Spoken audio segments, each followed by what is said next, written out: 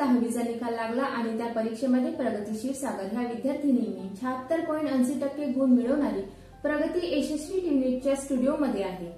प्रगती, काय सांगशील, तुला कितीपैकी 10वी मध्ये गुण मिळायला पाहिजे होते आणि तुझी काय अपेक्षा होती? मला असं कधीच वाटलं नव्हते की मला 70 पेक्षा जास्त गुण मिळतील, पण मला 76.80% हे गुण मिळाले। कारण प्रत्येकाला आपली लेवल माहिती असते, आपण कुठपर्यंत पोहोचू शकतो। तर मला हे जेवढे पण गुण मिळाले त्यामध्ये मी समाधानी आहे। कारंजा तालुक्यामधील कंकुबाई मुलींच्या वसतिगृहामध्ये राहायची आणि तू तिथे किती तास अभ्यास करायची? मी सकाळी 5 ते 6 1 तास आणि त्यानंतर आमचं मंदिर असायचं।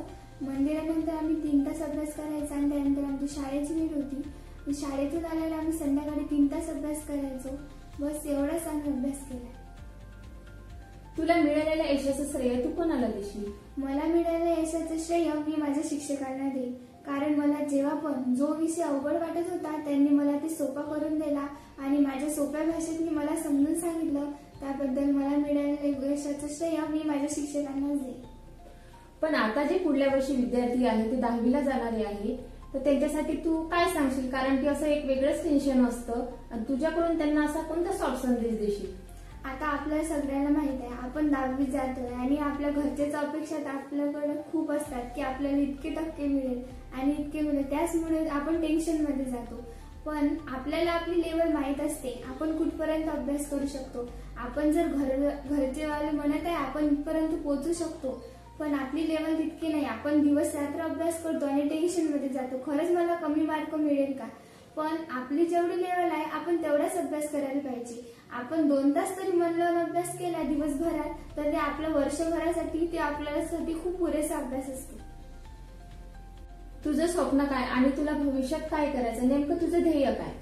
आता माझी 10वी झाली आणि 11वी मध्ये मला कम्प्युटर सायन्स घ्यायचं आहे आणि कम्प्युटर सायन्स मधून मला पुढे जाऊन इंटरनेट आणि टेक्नॉलॉजी याच्या संबंधितच मला पुढे जायचं आहे आणि त्यामध्येच काहीतरी करायचं, हेच माझं स्वप्न आहे।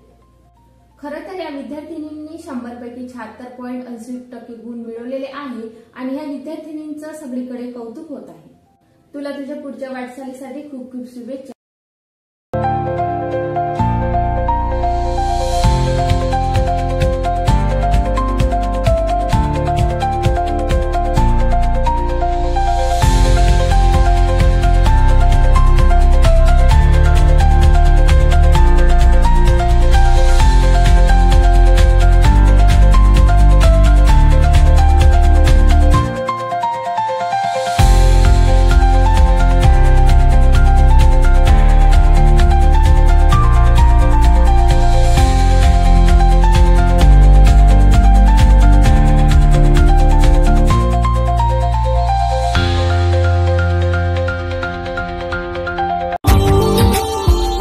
Subscribe now and press the bell icon. Never miss an update.